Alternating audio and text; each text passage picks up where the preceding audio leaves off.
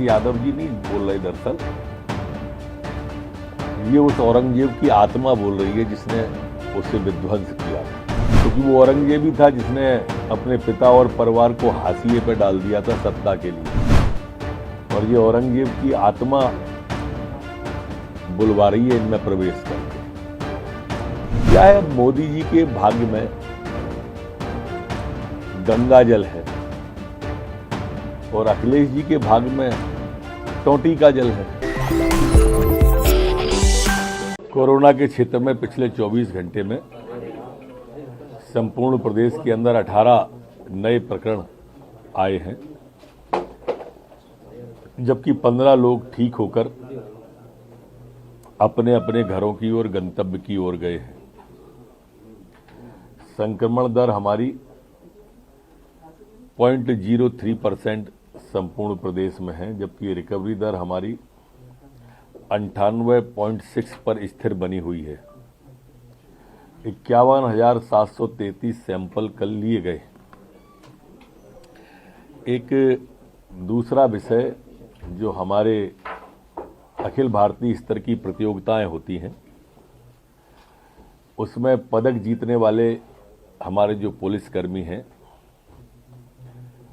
जिन्होंने रजत पदक, कांस्य पदक, स्वर्ण पदक जीते हैं। महिला आरक्षक हमारी तृप्ति पांडे, दीक्षा शर्मा, के भी प्रसन्ना, दीक्षा, और इनको क्रमशः पदकों के कारण से नगद पुरस्कार 1 लाख रुपए, स्वर्ण को, रजत को 75,000 और कांस्य पदक को 50,000 रुपए का नगद पुरस्कार दिया जा रहा है। जी, अखिलेश यादव ने कहा है कि इस यादव जी नहीं बोल रहे, दरअसल ये उस औरंगजेब की आत्मा बोल रही है जिसने उसे विध्वंस किया था। और ये औरंगजेब की आत्मा बुलवा रही है इनमें प्रवेश करके, क्योंकि वो औरंगजेब ही था जिसने अपने पिता और परिवार को हाशिए पे डाल दिया था सत्ता के लिए। कमोबेश यही अखिलेश जी ने किया है। पिता और चताओं को राजनीतिक हाशिए पर इसने डालने के बाद में किया है। मोदी जी के भाग्य में गंगा जल है और अखिलेश जी के भाग्य में टोंटी का जल है, और टोंटी तो फिर टोंटी होती है अखिलेश भैया। दिग्विजय कामरा को बुला रहे हैं, फारूक को बोल रही हैं तैयारी करो, मेरे ऊपर व्यंग्य करना, मेरे ऊपर कॉमेडी करना, सारी व्यवस्था वो करेगा। दिग्विजय सिंह जी को अगर कॉमेडी करानी है तो जो आलू से सोना बनाते हैं उन्हें बुला लें, जो छाती में छुरा पीठ से भोंकते हैं उनको बुला लें, जो पूंजीपति को पूंजापति बोलते हैं उन्हें बुला लें। मध्य प्रदेश में कोई भी हमारे देवताओं का अपमान करने वाला शो होगा तो उसका स्थान जेल में ही होगा। किसी कीमत पर किसी की भी भावनाओं के साथ खेलने की किसी को अनुमति नहीं होगी। अच्छा सर, विशाल सागर और उसके बाद जबलपुर की एक संस्था में धर्मांतरण का मामला सामने आया है।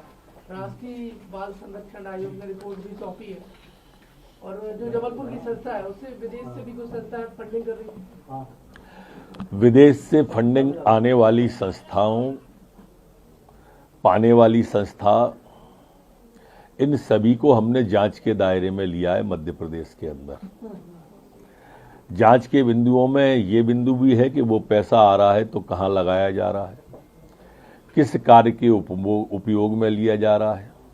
कहीं वो धर्मांतरण के लिए तो उपयोग में नहीं हो रहा, कहीं वो PFI संगठन जैसों के लिए तो उपयोग में नहीं हो रहा है।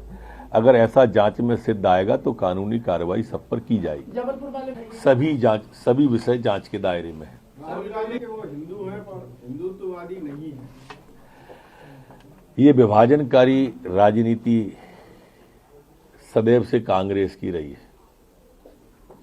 अब ये इसमें भी विभाजन करना चाहते हैं, पुरुष और पौरुषत्व में भी विभाजन करना चाहते हैं, हिंदू और हिंदुत्व में भी विभाजन करना चाहते हैं। उनके यहाँ इटली में होते होंगे चाचा, ताऊ, बुआ, मामा का आंटी ही कहना, अंकल ही कहना। हमारे यहाँ तो सभी के शाब्दिक अर्थों के लिए अलग अलग व्यवस्था है। वो किन्हें हिंदुत्ववादी कह रहे हैं, जो राम मंदिर बनवा रहे हैं, जो काशी में कॉरिडोर बनवा रहे हैं, जो 370 हटा रहे हैं। ये व्याख्या करके विभाजनकारी राजनीति को बंद करें राहुल जी। देश कांग्रेस की इन सब बातों को समझता है। सर, कमिश्नर बना कुछ बारीकियां सिखाने के लिए अन्य राज्यों के अधिकारियों को बुलाया जा रहा है क्या? किस तरीके प्रशिक्षण, क्योंकि जुडिशरी खासतौर से जो जुडिशरी तकनीक है उसको सिखाने के लिए। इसमें सर जो एक और ऐड कर देता हूँ, जो पद भी स्वीकृत हुए अभी कई पद भी इसमें खाली है। सभी पद जो आवश्यक थे भर दिए गए हैं, जो आवश्यक होंगे वो भी अतिशीघ्र भर दिए जाएंगे। हमारे अधिकारी इन सब विषयों के जानकार हैं, अगर उन्हें आवश्यकता होगी तो वो सलाह ले लेंगे।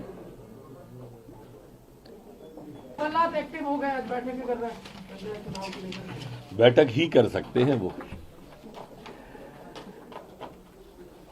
अब पंचायत चुनाव को लेकर बैठक कर रहे हैं, उधर सुप्रीम कोर्ट में उनके सांसद लड़ रहे हैं, उनके कांग्रेस के नेता सुप्रीम कोर्ट में लग रहे हैं। वो समझते हैं उनके नेता के कोई भी चुनाव हो कांग्रेस का हारना तय है।